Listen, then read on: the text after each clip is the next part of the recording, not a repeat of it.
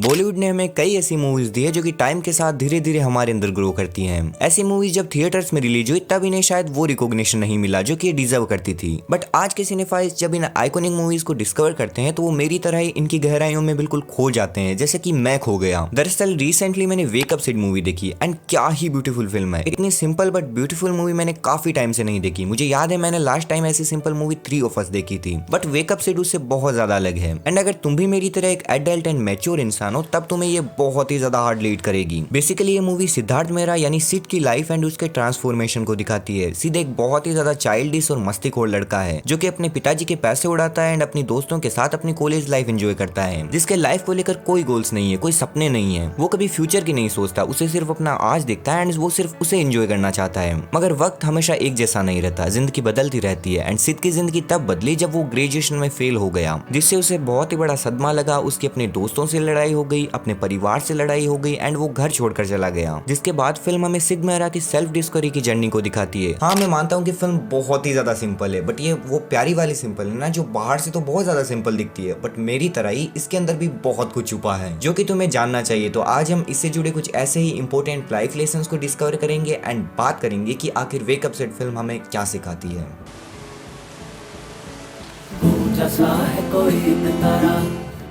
Lesson number 1, come out of your comfort zone. Life में successful होना या फिर अपने गोल्स को अचीव करने के लिए सबसे फर्स्ट एंड सबसे इंपॉर्टेंट थिंग यही है कि तुम्हें अपने कंफर्ट जोन से बाहर निकलना होगा। तुम अभी जिस तरह से तुम्हारी डेली लाइफ में कंफर्टेबल हो, उस जोन में रह के तुम कभी भी आसानी से तुम्हारी ड्रीम्स को फुलफिल नहीं कर सकते। It's very necessary in life to realise the importance and make yourself capable of earning your own bread. तुम्हें इतना तो करना ही पड़ेगा, खुद की रोटी कमाने जितना काबिल तो बनाना ही होगा। फिल्म की मेन कैरेक्टर आयशा इन सब चीजों को जैसे self reliance and personal growth, इनकी वैल्यूज को सबसे बेटर वे में एम्फसाइज करती है। लाइक एक सीन में आयशा सिड से कहती है कि तुम्हें कभी लगा है कि अपना घर हो, अपना खाना खुद बनाओ, अपने पैसे खुद कमाओ और उड़ाओ, सब कुछ अपना बनाया हुआ हो। Independence, you know what I mean. And I personally believe that getting out of your comfort zone from time to time creates just enough good stress to ramp up your focus, your creativity and it helps you respond to life stress when unexpected things happen. जब भी तुम्हारी life में कुछ बिल्कुल unexpected होगा तो ऐसी situation में तुम बिल्कुल बोखला नहीं जाओगे। Lesson number 2, be fearless. I think being fearless is the only way in life to make your dreams come true। जब आयशा सिड से मुंबई में उसे खा रहे डर के बारे में बताती है कि वो रोज इस शहर से कितना ज्यादा डरती है, बट आयशा अपने ड्रीम्स को पूरा करने की खातिर इस डर को भी एक चैलेंज की तरह लेती है। जब आयशा सिड से कहती है तुम्हें नहीं पता कितना डर लगता है, बट यू नो व्हाट, सब ठीक हो जाएगा। बॉम्बे आना मेरा सपना था और अब यहाँ हूँ तो डर नहीं सकती। इतना कुछ करना है कि यहाँ डर के जाए कोई जगह ही नहीं होगी। इन लाइन से वो हमें चांसेस लेने के लिए इंस्पायर करना चाहती है कि लाइफ में रिस्क लेने भी बहुत ज्यादा जरूरी होते हैं। If you wanted to live the life of your dreams, you must stop running from your purpose. You were created to live a life of meaning and purpose. And like famous American psychologist Maslow said, the only way to be at peace with yourself is to live the life you were created to live. Lesson number 3, live the moments and make memories. As we know, we only live once. जिंदगी बार बार नहीं मिलती and Sid Mehra इस बात को पूरी तरह से justice करता है विद हिज केयरफ्री कैरेक्टर। कभी कभी इस दुनियादारी की मोह माया को छोड़ अपने फ्रेंड्स के साथ खुले आसमां के तले बाहर जाना, लेट नाइट ड्राइव्स पर जाना, पार्टी करना, ब्यूटीफुल मेमोरीज क्रिएट करना, ब्यूटीफुल मोमेंट शेयर करना भी बहुत ज्यादा जरूरी होता है। बिकॉज हु नोस कि कल क्या होगा, बट हम आज को तो जी ही सकते हैं। बिकॉज ना तो रिग्रेट्स करके पास्ट बदलेगा एंड ना ही टेंशन से फ्यूचर बदलने वाला है। मगर तुम चाहो तो प्रेजेंट ब्यूटीफुल बना सकते हो एंड अगर प्रेजेंट ब्यूटीफुल होगा तो पास्ट तो अपने आप ही ब्यूटीफुल बन जाएगा and who knows, maybe future इससे भी ज्यादा ब्यूटीफुल हो। लेसन नंबर 4, हमें छोटी छोटी चीजों में भी खुशियां ढूंढनी चाहिए। लाइक सिड का आयशा के बर्थडे पर सिर्फ 10 मिनट्स में ब्रेड एंड जैम से केक बनाना एंड दोनों का शहर की लाइट्स को देखते हुए बातें करना इंस्पायर करता है कि कई दफा कई सिंपल प्लेजर्स भी लाइफ को ब्यूटीफुल बना देते हैं। अगर तुम्हारी लाइफ में भी ऐसे छोटे छोटे सिंपल मोमेंट्स हैं तो तुम बहुत ही ज्यादा ग्रेटफुल हो। हाँ, मैं मानता हूँ कि ये लिटिल मोमेंट्स तुम्हारी लाइफ की बड़ी बड़ी प्रॉब्लम्स को सॉल्व नहीं कर सकते एंड इनसे तुम सारे टाइम खुश भी नहीं रहोगे, बट टाइम के साथ इन मोमेंट्स को अप्रिशिएट करना तुम्हारी लाइफ में एक पॉजिटिव एनर्जी क्रिएट करेगी एंड उसका इम्पैक्ट इतना बढ़िया होगा कि तुम सोच भी नहीं सकते। तुम इन लिटिल मोमेंट्स को ऐसे समझ सकते हो लाइक तुम खुश रहने की प्रैक्टिस कर रहे हो। जैसे एक सीन में आयशा कहती है कि ये भी तो एक पार्टी है, तुम, मैं और 2 कप चाय।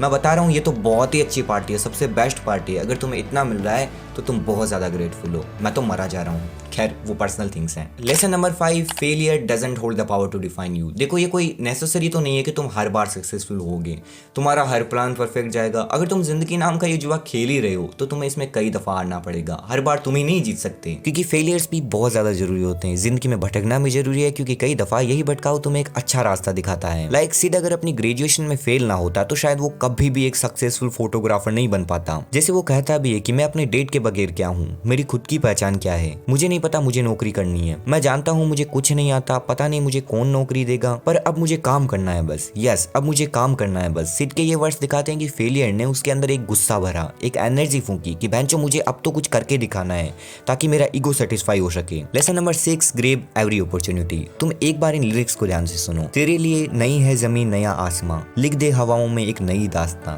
जिंदगी ने दस्तक दी तो दिल की सब खिड़कियां खुल गई, होठों पे जो जमी थी वो सारी खामोशियां घुल गई, हाँ घुल गई। फिल्म के सॉन्ग आजकल जिंदगी के ये हार्ट वार्मिंग लिरिक्स तब आते हैं जब सिद्धार्थ अपने ड्रीम्स के खातिर वर्क करना स्टार्ट करता है। सिद को एक एमलेस बिल्कुल बकचोद लड़के से एक रेस्पॉन्सिबल अडल्ट बनते हुए देखना हमें मोटिवेट करने के लिए काफी है। एंड अपॉर्चुनिटीज सबकी जिंदगी में आती है, अब ये तुम्हारी रेस्पॉन्सिबिलिटी बनती है कि तुम उनके लिए पहले से रेडी रहो एंड अपना बेस्ट देकर मौके का फायदा उठाओ। Cause the way to success starts when the preparation and opportunity meet। जब कर्म और किस्मत दोनों एक साथ मिलते हैं तब जाके फल प्राप्त होता है। लेसन नंबर 7, परिवार से बढ़कर कुछ नहीं होता। No matter wherever you go, whatever you do, your parents support always you.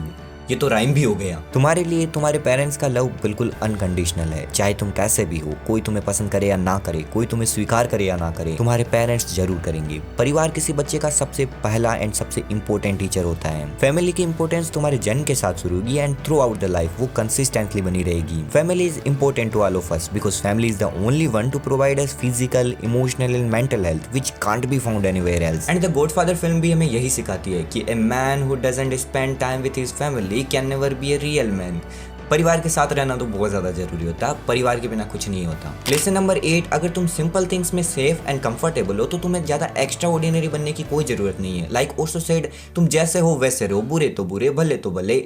ये कोई जरूरी तो नहीं कि तुम सबको पसंद आओगे, तुम्हें सब थोड़ी पसंद आते हैं। एंड अगर तुम इसके लिए खुद को बदले हो कि सामने वाला मुझे पसंद करे या फिर मैं उनके बॉन्ड में फिट हो सकूं, तब तो ये बहुत ही ज्यादा गलत है। जैसे एक सीन में आयशा से उसका बॉस पूछता है कि तुम क्या सुनती हो, तब वो कहती है पुरानी हिंदी फिल्म सॉन्ग्स, एटलीस्ट उन्हें आसानी से गा तो सकते हैं। मैंने सोचा था कि मैं भी जैज एंजॉय करने लगूंगी, पर एक्चुअली मुझे जैज पसंद ही नहीं है, it's just not me. Ayesha को पुराने हिंदी फिल्म सॉन्ग्स पसंद थे कोज उन्हें आसानी से गाया जा सकता है, जिसे हम समझ सकते हैं कि उसे लाइफ में सिंपल थिंग्स ज्यादा पसंद थी। एंड यही सिंपलिसिटी उसे एक यूनिक आइडेंटिटी प्रोवाइड करती है, कोज बहुत से लोग कुछ एक्स्ट्रा ऑर्डिनरी बनने के चक्कर में अपनी रियल आइडेंटिटीज को बैठते हैं। Lesson number 9, love is not always perfect but will always be pure when found in the right person. Love जो कि तुम्हें बहुत सी दफा एज ए पर्सन ग्रो करने में हेल्प करेगा। जब आयशा को रियलाइज होता है कि उसे सिद से प्यार हो रहा है, तब दोनों ने एक दूसरे को इंडिविजुअली ग्रो करने की अनुमति दी, जिससे उन्हें फायदा ये हुआ कि वो अपने गोल्स को समझने लगे एंड जो वो रियल में है उसके लिए रेस्पेक्टेड फील करने लगे। Love is not always perfect, ये कोई कहानियों की किताब नहीं है एंड ना ही प्यार आसान होता है। इसमें भी तुम्हें चैलेंजेस फेस करने पड़ेंगे, इसके लिए भी लड़ना होगा, कभी ना अलग होने की कस्में खानी पड़ेंगी, वादे करने पड़ेंगे, वगैरह वगैरह, बहुत कुछ करना पड़ेगा। एंड भाई मेरी जनरेशन मतलब इन जेनजीज वाला लव तो अलग ही लेवल का है। वैसे प्यार एक छोटा सा शब्द है जिसे लिखना आसान है बट समझना मुश्किल है और इसके बिना जीना तो असंभव है। Love is a work but उससे भी बढ़कर प्रेम ये एहसास है कि हर घंटा, हर मिनट, हर एक सेकंड इसके लायक है बिकॉज